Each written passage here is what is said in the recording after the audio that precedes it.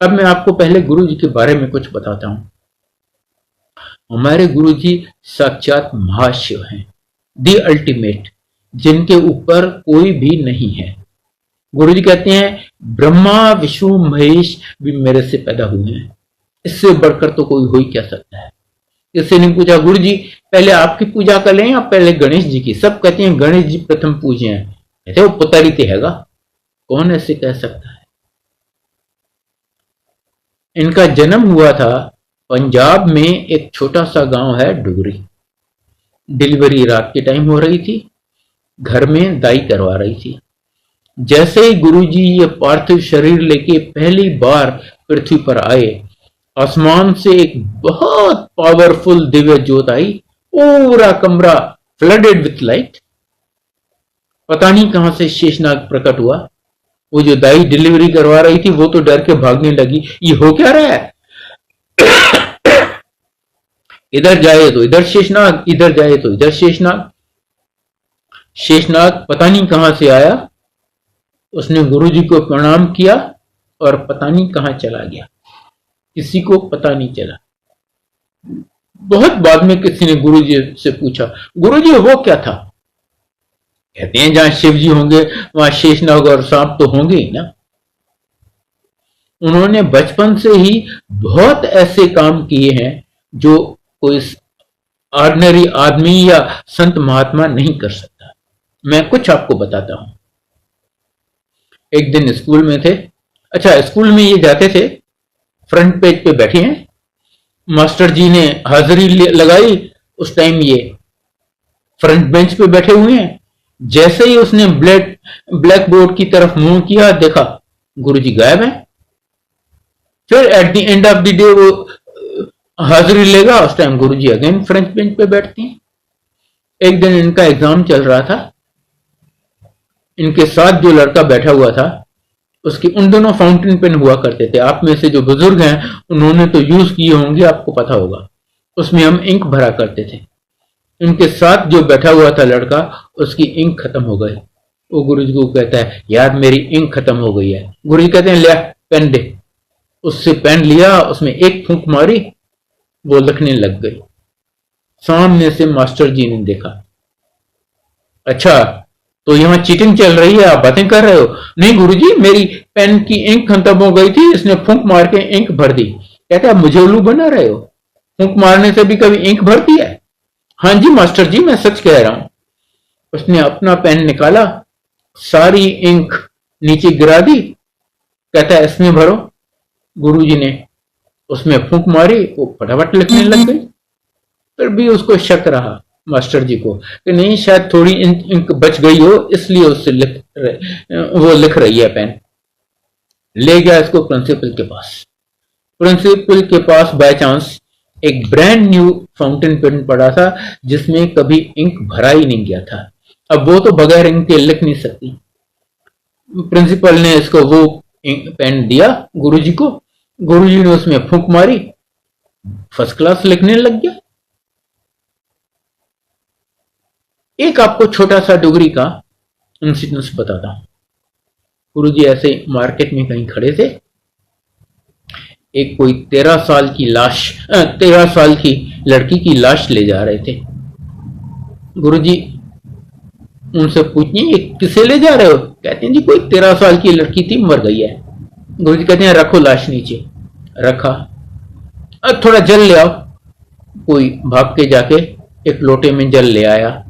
गुरुजी ने उसको मुंह से चद्दर हटाई, 2 छींटे उसको पानी के मारे और वो खड़ी हो गई। इस इंसिडेंट के 25 साल बाद जब उस लड़की की शादी हो चुकी थी, बाल बच्चे हो चुके थे, मैं खुद उस आंटी से डुगरी में मिल चुका हूं और उसने हमें ये इंसिडेंट्स बताए। गुरुजी जानी जान है, वो आपके मन की हर बात जानते हैं। आपके पास्ट प्रेजेंट और फ्यूचर जन्मों का वो सब जानते हैं, इसलिए उनको कभी कुछ बताना नहीं पड़ता, उनसे कभी कुछ मांगना नहीं पड़ता। कब कहां आप 10 जन्म पहले या 50 जन्म बाद क्या हुआ था, क्या होने वाला है, उनको सब पता है। और करने को वो कुछ भी करते हैं, कुछ भी मतलब आप सोचें उससे बहुत बहुत ज्यादा। एब्सोल्युटली इम्पॉसिबल केसेस में वो बच्चे दे देते हैं। मुझे केसेस पता है जहां आंटी को बच्चेदानी ही नहीं है, इवन उसको बच्चा दे दिया। मेरे बड़े बेटे को मैंने आपको लास्ट टाइम बताया था, जिसका कैंसर ठीक किया, उसकी आंटी को 3 प्रॉब्लम्स थे और कैंसर वाले आदमी को कभी बच्चा हो नहीं सकता। पता नहीं कितने स्पेशलिस्ट ने कहा कि आपको बच्चा होने का सवाल ही नहीं पैदा होता। उसको जुड़वा बच्चे दे दिए बगैर उनकी आज्ञा के। यमराज आपको छू नहीं सकता, छू नहीं सकता। यो मुर्दों को वो खड़ा कर देते हैं। जैसे अभी एक इंसिडेंस मैंने आपको सुनाया। आपको एक और मैं एम्पायर स्टेट का सत्संग सुना था।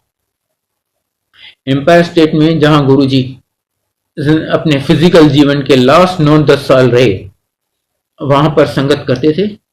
वहां पर कोई सोफा या चेयर नहीं होती थी, सब लोग हम नीचे कारपेट पे बैठते थे। एक जगह सीढ़ियों में जगह थी कि 2-3 लोग बैठ सकें। एक अंकल आंटी थे, उनको अर्थराइटिस की प्रॉब्लम थी, वो नीचे नहीं बैठ सकते थे, वो वहां सीढ़ियों में बैठे थे। सत्संग चल रहा था, शब्द चल रहे थे। सीढ़ियों के ऊपर एक कंक्रीट का बहुत भारी गमला रखा हुआ था जो गिर नहीं सकता था। शब्द चल रहे थे, वो गमला गिरा अंकल के ऊपर। अंकल को काफी चोट आई। गुरुजी बैठे थे, बैठे रहे जैसे कुछ हुआ ही नहीं हो। संगत हैरान परेशान, अनहर्ड ऑफ, अनथिंकेबल। एक तो वो गमला इतना अच्छी तरह रखा हुआ था, वो गिरा कैसे? और दूसरा, गुरुजी बैठे हैं, वो तो अपने भगत को यूं हथेली पे उठा के रख दिया। उस दिन उन्होंने अपने भगत के लिए कुछ भी नहीं किया, चुपचाप बैठे रहे। आखिर संगत से किसी ने एम्बुलेंस बुलाई और उसको हॉस्पिटल भेज दिया। वहां पर उन्होंने कहा जी कोई घबराने वाली बात नहीं है, सुपरफिशियल इंजरीज हैं, ये लो, ये पेन किलर ले लो, अगर ज्यादा दर्द हो तो एक आध पेन किलर खा लेना और कुछ करने की जरूरत नहीं है। अगले दिन वो अंकल इतने ठीक थे कि वो अंकल और आंटी फिर एम्पायर स्टेट आए। गुरुजी उस आंटी को बुलाते हैं, आंटी इधर आ, तू खड़ी होके इन्होंने 10 तू कल की वेख्या सी। वो आंटी खड़ी होके सुनाती है, कहती है कल मैं जब सत्संग चल रहा था सीढ़ियों में अपने अंकल के साथ बैठी थी, वहां पर यमराज आया, वो मेरे अंकल को ले जाने लगा। मैंने आपको बताया कि गुरुजी अपनी सीट से हिले तक नहीं। कहती है गुरुजी के शरीर से एक और गुरुजी निकले, वो चल के यहां आए और यमराज को कहते हैं देख ये मेरा भगत है, तू इसे हाथ नहीं लगाएगा। यमराज कहता है गुरुजी आपको पता है इसका टाइम खत्म हो गया, आज मुझे इसे ले जाने दीजिए। नहीं, आज मैं तुम्हें किसी हालत में इसे नहीं ले जाने दूंगा। यमराज ने काफी बहस की, जब देखा कि गुरुजी जिद पर हैं, नहीं मान रहे, वो निराश होकर खाली हाथ जाने लगा और फ्रस्ट्रेशन में उसने गमले को हाथ मारा और गमला आके मेरे अंकल के ऊपर गिरा। ये हैं हमारे गुरुजी। ये वो द्वार है जहां पर आपको सब मिलता है, new life, health, wealth, happiness. बेटी की शादी करवानी है, नौकरी चाहिए, प्रमोशन चाहिए, पासपोर्ट, वीजा, कुछ भी सब मिलता है। सिर्फ टाइमिंग और प्रायोरिटी इनकी चलती है।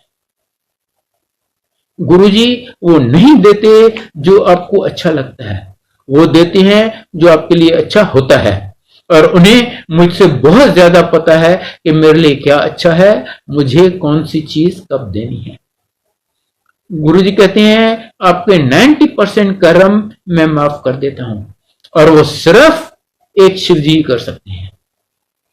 इवन विष्णु जी ने श्री कृष्ण की अवतार में गीता में कहा है कि प्रारब्ध तो आपको भोगना पड़ेगा, और गुरु जी कहते हैं आपके 90% कर्म मैं माफ कर देता हूं और बाकी 10% आपसे वो भी नहीं भुगते जाएंगे, वो मैं आपको भुगतवाऊंगा। और वो इसलिए कि तभी आपका सब जन्मों के लिए अकाउंट क्लियर होगा और आप मोक्ष के हकदार बनेंगे। इसलिए अगर वो सुख देते हैं तो खुश होइए, वो आपको ब्लेस कर रहे हैं। अगर वो आपको तकलीफ में रख रहे हैं जो आपको चाहिए वो नहीं दे रहे, आपको परेशानी में रख रहे हैं, तो भी खुश होइए, उनका शुक्रिया अदा कीजिए। वो आपके कर्म कटवा रहे हैं, आपको मोक्ष का हकदार बना रहे हैं। इसलिए शब्द आता है, सुख होवे दुख होवे सदा शुक्र मनाओ। बाकी उनके लिए कुछ भी देना मुश्किल नहीं है, कुछ भी। मैं और मेरे परिवार ने उनसे इतना लिया है, इतना लिया है कि आप सोच भी नहीं सकते। और मुझ में इतनी शक्ति नहीं है कि मैं याद रखूं और आपको बता सकूं, इतना ज्यादा है वो मुझे। और जब हमने उनके यहां जाना शुरू किया था, तब उनको ये सिर्फ ये बताया था कि गुरुजी मेरे बेटे को कैंसर है, इसलिए हम आपके पास आना चाहते हैं। और सब जो भी उन्होंने दिया है बिन मांगे, बिन एक अक्षर बताए। अच्छा, मैंने अभी आपको छोटे बेटे का बताया कि उसके लिए हम 27 मई को गुरुजी के यहां गए थे एम्पायर स्टेट में, जब बेटा शादी के लिए नहीं मान रहा था। हमारा दामाद, मैंने आपको बताया, गुरुजी में नहीं विश्वास करता था। वो सिर्फ उस दिन गया था गुरुजी के पास, ना उससे पहले ना उसके बाद फिर कभी गुरुजी के पास या बड़े मंदिर में गया है। पर इवन उसको इतना ब्लेस किया है, इतना ब्लेस किया है, इतना दिया है। वो यहां पर दिल्ली में नेहरू प्लेस में फास्ट फूड जॉइंट चलाता था, वो खास चलता नहीं था। इतना नहीं कमाता था कि वो और उसकी घरवाली और बच्चे रोज रोटी खा सकें चैन से। गुरुजी ने उसको ऐसा ब्लेस किया, उसको दुबई में 12-13 लाख पर मंथ पे नौकरी मिल गई। ये दुबई चला गया बिन मांगे, बिन कुछ बताए गुरुजी को। वहां पर ये लगभग 4.5 साल लगा रहा। अच्छा, फिर उसको ये फिक्र थी, यार यहां पर तो मुझे 12-13 लाख मिलती हैं, मैं इंडिया में जाऊंगा, वहां मुझे कौन देगा इतने पैसे। और आप एक बार 12-13 लाख पे काम करो ना, अगर फिर उससे कम मिले तो बहुत अखड़ता है। ये 4.5 साल वहां रहा। उसके बाद इसको बेंगलोर में कोई 15-16 लाख पर मंथ की नौकरी मिल गई। ये यहां आ गया। जैसे ये यहां आया सऊदी अरेबिया में, ये सऊदी अरेबिया गया था जद्दा में। जैसे ही ये यहां वापस आया, सऊदी अरेबिया गवर्नमेंट ने रूल पास किया कि कोई भी फॉरेनर यहां पर 5 साल से नहीं रह सकता, तो हम अपने लोगों को नौकरी देना चाहते हैं। 5 साल के बाद कंपलसरी उसको वापस जाना पड़ेगा जहां से वो आया है। ये 4.5 साल के बाद यहां आ गया अच्छी नौकरी पे। और जो और लड़के इसके साथ गए थे वो 5 साल वहां रहे। उसके बाद उनको गवर्नमेंट ने वापस भेज दिया और यहां पर वो अनएम्प्लॉयड।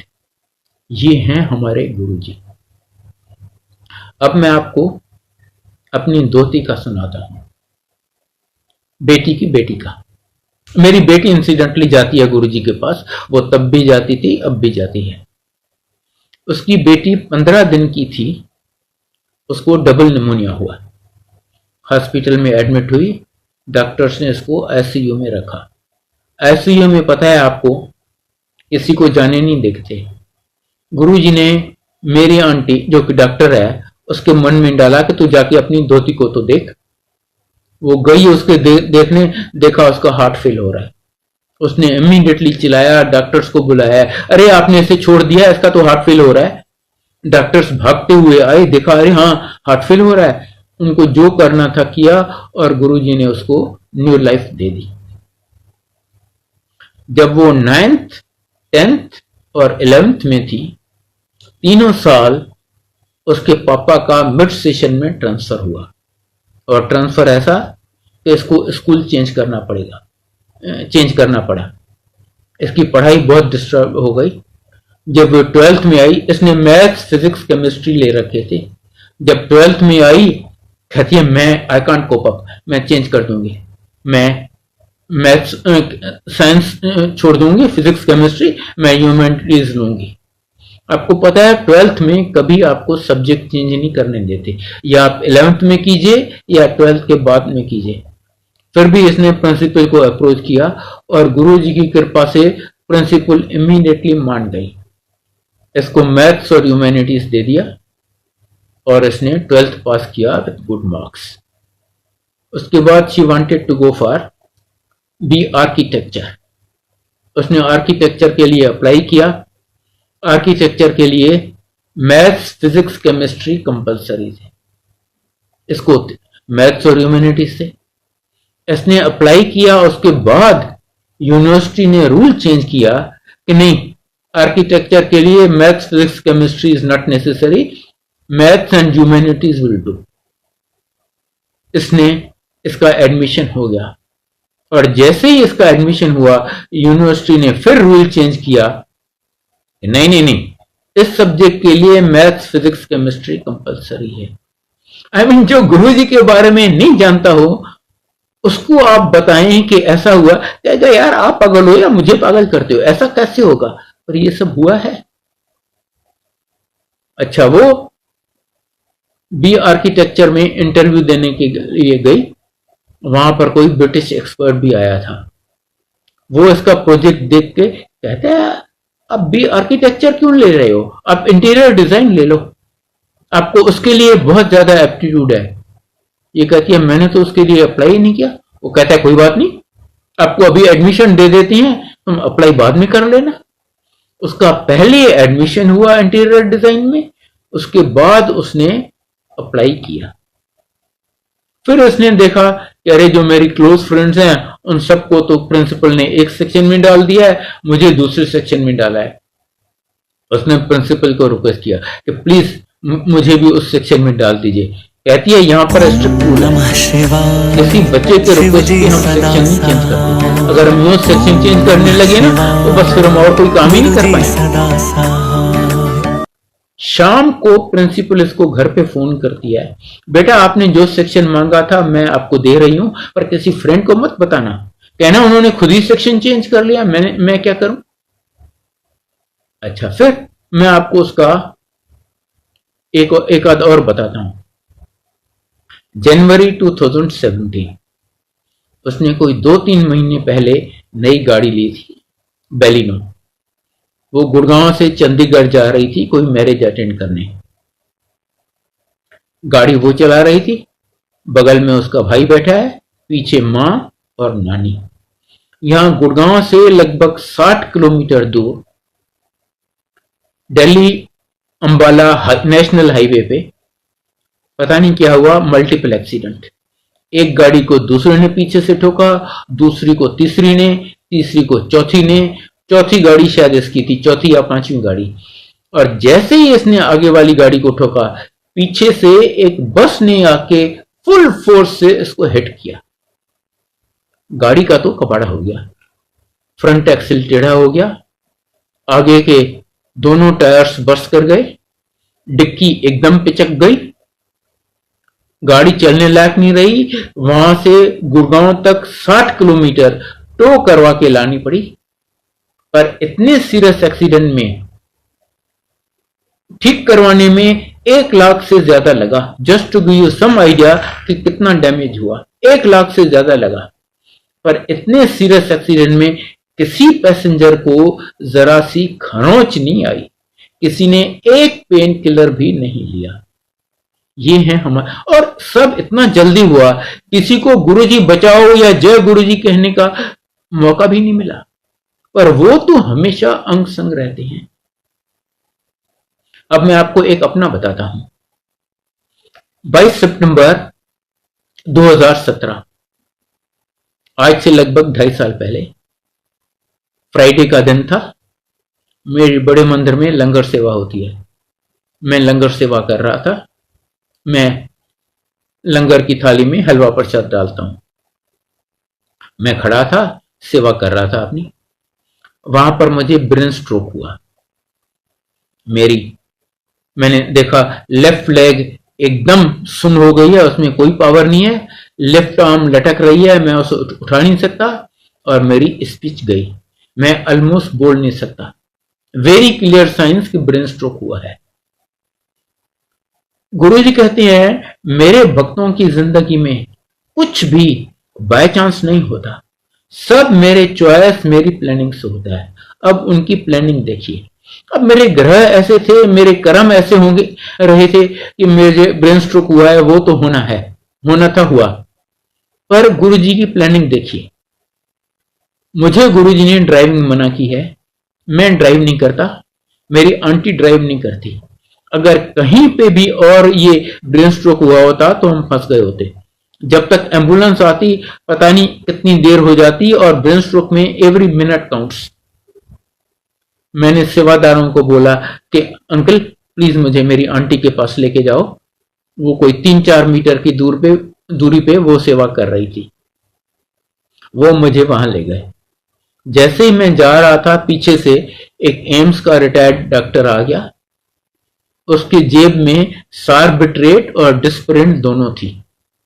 वो मेरी हालत देख के समझ गया कि क्या हुआ है।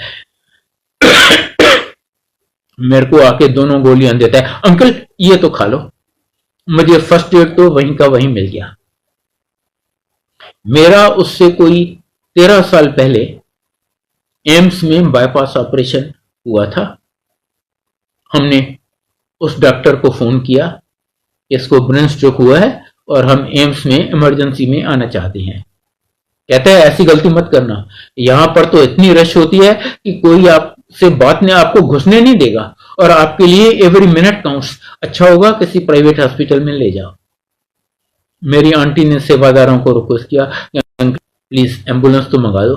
कहते हैं आंटी क्या बातें कर रही हो, एम्बुलेंस आने में तो कितनी देर लग जाएगी, हम है ना।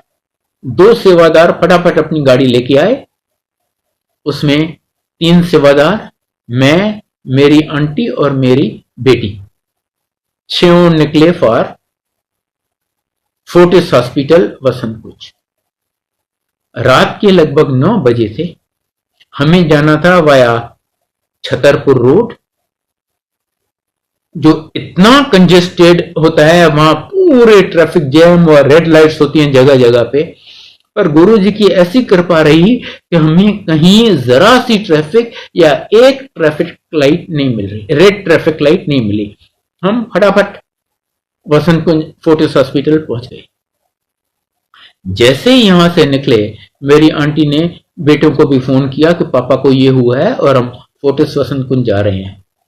बड़ा बेटा रहता है एंड्रूजगंज में, उसको आना था वाया साउथ एक्सटेंशन, जहां उन दिनों मेट्रो का काम चल रहा था। यूसुफ सराय market, Aurobindo Marg, everything notorious for traffic jams and very bad. पर उसको भी गुरुजी की कृपा से कहीं जरा सी ट्रैफिक नहीं मिली।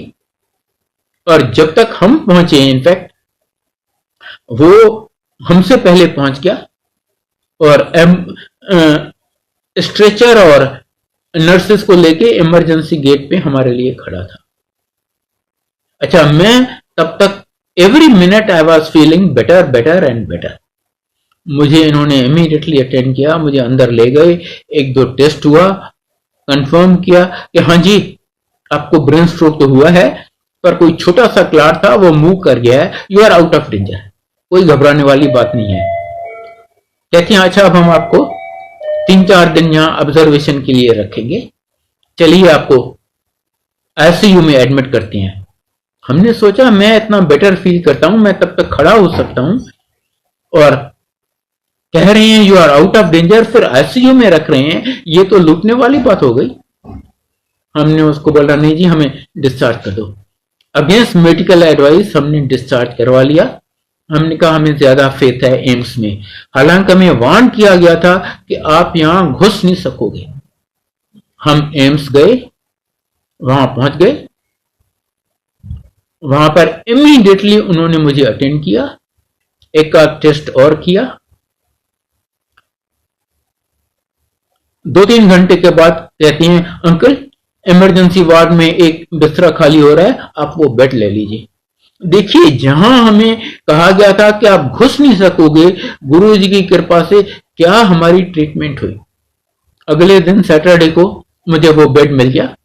अगले दिन इन्होंने मेरा एक और टेस्ट किया, कंफर्म किया कि हाँ जी आपको ब्रेन स्ट्रोक तो था, पर छोटा सा क्लॉट था, वो मूव हो गया है, हम उसको लोकेट नहीं कर पाए, but you are out of danger. Next day Sunday, सवेरे कहते हैं जी आज तो कोई डॉक्टर आएगा नहीं। हमने कहा डॉक्टर नहीं आएगा तो फिर हम क्या कर रहे हैं, हमें शॉर्ट लीव दे दो। मैं इतना बेटर फील कर रहा था। कहते हैं हाँ हाँ आप चले जाओ। हम सवेरे सवेरे चले गए बेटे के यहाँ, वहां रहे। वो बेटा बगल में एंड्रूसगंज में रहता है। अगले दिन सवेरे यहाँ पर आए, इन्होंने मेरा एक का टेस्ट और किया, कंफर्म किया कि you are absolutely out of danger और आपको ये 2-3 टेस्ट और यहाँ करवाने पड़ेंगे और आपको अच्छी खासी फिजियोथेरेपी करवानी पड़ेगी 6-8 महीने, तभी आप नॉर्मल हो गए, बाकी you are out of danger. हमने पूछा जरूरी है कि हम ये टेस्ट यहीं रह के कर लें? कहते नहीं नहीं, जब मर्जी आ जाना। हमने उसी रात डिस्चार्ज ले लिया और वो टेस्ट मैंने बाद में करवाए। गुरुजी की कृपा से सारे टेस्ट ठीक आए। फिजियोथेरेपी मैंने एक दिन भी नहीं करवाई और मैं एकदम भला चंगा ठीक ठाक, सब गुरुजी की कृपा से। गुरुजी कहते हैं ना, मैं शुरू वहां पर होता हूं जहां आदमी की सोच या मेडिकल साइंस खत्म होती है। इसलिए जब आप यहां आते हो, अपनी अकल को जूतों के साथ बाहर रख के आओ, यहां उसका कोई काम नहीं है। अच्छा, इसके 3 दिन बाद, मैं मंडे नाइट को यहां से डिस्चार्ज हुआ। इसके 3 दिन बाद फ्राइडे मॉर्निंग को हमें, हमारी ओरिजिनल प्लान थी कि हम छोटे बेटे के और उसकी फैमिली के साथ ऋषिकेश हरिद्वार घूमने जाएंगे। हमने सोचा 3 दिन पहले तो इतना सब कुछ हुआ है, अभी जाना ठीक नहीं लगता। हमने बेटे को बोला बेटा आप चले जाओ, हम नहीं चलते। बेटा कहता है पापा अगर आप नहीं चलोगे तो हम भी नहीं जाएंगे।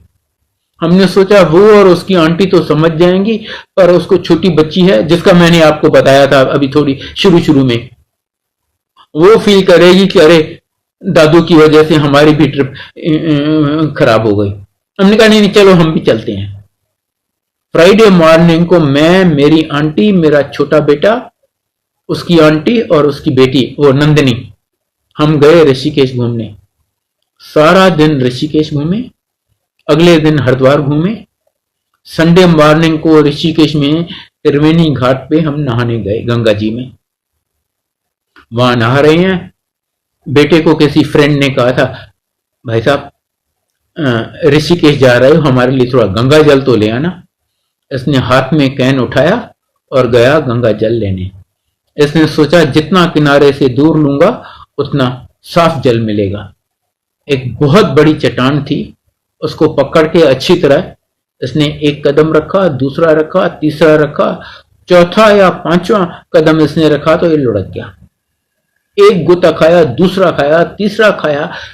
उसके माँ बाप, बीवी, बेटी चारों देख रहे हैं, हम सब चिल्ला रहे हैं कि अरे किसी को स्विमिंग आती है, बचाओ बचाओ वो डूब रहा है। कोई आगे नहीं आया और विश्वास कीजिए हमें 1% भी उम्मीद नहीं थी कि आज ये बच सकता है। अचानक वो बड़े आराम से बाहर आ गया जैसे कुछ हुआ ही नहीं। हमने पूछा अरे तुम बाहर कैसे आ गए? कहता मुझे अकल आ गई। मैंने कहा गुरुजी बचाओ, और जैसे ही मैंने कहा गुरुजी बचाओ, पता नहीं कैसे मेरे पैर के नीचे जमीन थी और मैं बाहर आ गया। बाद में हमने देखा कि वहां पर बाहर एक छोटा सा बोर्ड लगा हुआ है, यहां पर रिवर बेड सडनली नीचे होता है, संभल के जाइए। और 2 दिन पहले वहां 3 लड़के डूब चुके थे। ये हैं हमारे गुरुजी। आप बहुत भाग्यशाली हैं कि गुरुजी की शरण में आ गए हैं। ऑफ कोर्स यहां आप तभी आ सकते हैं जब गुरुजी आपको बुलाएं।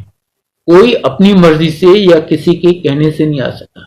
गुरुजी ने हमारी लाइफ इतनी सिंप्लीफाई कर दी ना, कोई वहम नहीं, कोई बंधन नहीं, कोई नियम नहीं। कहते हैं बस अपना मन साफ रखो। अगर आपका मन साफ है तो आपके लिए नलके का पानी भी गंगा जल है। और मेरे मन में अगर छल कपट है तो फिर मैं एक क्या 100 बार गंगा में नहा लूं, वो जो मेरे अंदर मैल है वो कहां जाएगी? गुरुजी कभी प्रवचन नहीं करते थे। कहते थे प्रवचन तो संत बाबी करते हैं, भगवान थोड़ी प्रवचन। भगवान ने अभी तक सिर्फ एक बार प्रवचन किया है, जो श्री कृष्ण ने गीता का ज्ञान दिया था, वो भी सिर्फ अर्जुन के लिए किया था। पर एक बार उन्होंने थोड़ा सा समझाया था। 2-3 बातें गुरुजी कहती हैं और मेरी आपसे हाथ जोड़ के विनती है कि प्लीज वो याद रखिए और वो कीजिए। गुरुजी कहते हैं नो ABC। ए मीन्स अक्यूज, किसी को अक्यूज मत करो। बी मतलब ब्लेम, किसी को ब्लेम मत करो। और सी मीन्स क्रिटिसाइज, किसी को क्रिटिसाइज मत करो। किसी को अक्यूज मत करो, किसी को ब्लेम मत करो, किसी को क्रिटिसाइज मत करो और किसी की निंदा मत करो। अगर आप किसी की निंदा करते हो तो आप उसके सारे पाप कुकर्म अपने ऊपर ले लेते हो। इससे ज्यादा भला आप उसका कर ही नहीं सकते। बस ये काम करो, बाकी तो वो यूं ब्लेसिंग्स लुटाते हैं, यूं ब्लेसिंग्स लुटाते हैं, हम बहुत जल्दी रियलाइज करते हैं अरे हमारी झोली बहुत छोटी है, उनके हाथ बहुत बड़े हैं। पर आप कितना ले पाते हैं डिपेंड्स ऑन यू। अब मैं आपको बताऊंगा कि उनकी ब्लेसिंग लेने के लिए, देखिए एक नदी बहती है, उसमें तो अनलिमिटेड जल जा रहा है। कोई उसमें से मुट्ठी भर के ले आता है या लोटा भर के ले आता है, कोई बाल्टी भर के ले आता है, कोई उसमें गोते लगाता है। यहां पर भी आप कितना ले पाते हैं डिपेंड्स ऑन यू। अब मैं आपको बताऊंगा कि उनकी ब्लेसिंग्स लेने के लिए आपको क्या करना है। सबसे पहले तो आपको किसी ऐसे सत्संग में या जो फिजिकल सत्संग हो उसमें जाना है। दूसरा, जब आप यहां आते हैं आप सिर्फ गुरु जी के लिए आते हैं, आप उनसे कनेक्शन कीजिए। जो हो रहा है उसमें 100% ध्यान लगाइए। अगर शब्द चल रही हैं तो शब्द सुनिए। गुरु जी कहते हैं शब्द आपको समझ आते हैं या नहीं, आप सुनिए, उसी में आपका कल्याण है। सत्संग हो रहा है तो सत्संग सुनिए। सत्संग करने वाले का भी कल्याण, सत्संग सुनने वाले का भी कल्याण। आपको शब्दों में या सत्संग में आपके मन में जो भी शंकाएं, डाउट्स, क्वेश्चंस हैं उनके जवाब मिलेंगे बगैर सवाल पूछे, बगैर कुछ बोले। तीसरा, जो भी आपको ग्रहण करने को मिलता है, चाय प्रसाद हो, जल प्रसाद हो, लंगर हो या कुछ और हो, कढ़ा प्रसाद हो, वो अनमोल है, इनवैल्यूएबल। कोई उसकी कीमत नहीं लगा सकता। और चौथा and most important, total surrender. सब गुरु जी पे छोड़ दीजिए। कुछ बताने, कुछ मांगने की जरूरत नहीं है, वो जानी जान है, सब जानते हैं। बस यहां आते रहो, ये जो 3-4 बातें मैंने बताई वो करते रहो और सब उन पे छोड़ दो। और फर्स्ट हैंड एक्सपीरियंस से मैं आपको गारंटी दे सकता हूं कि आप जितना सोच रहे हैं उससे बहुत बहुत ज्यादा ले जाएंगे, बिन मांगे, बिन एक अक्षर बताए। अब मैं आज्ञा चाहूंगा। जय गुरु जी, जय गुरु जी, जय गुरु जी। मे गुरु जी ब्लेस ऑल ऑफ यू। जय गुरु जी। ओम नमः शिवाय, शिव जी सदा सहाय। ओम नमः शिवाय, गुरु जी सदा सहाय।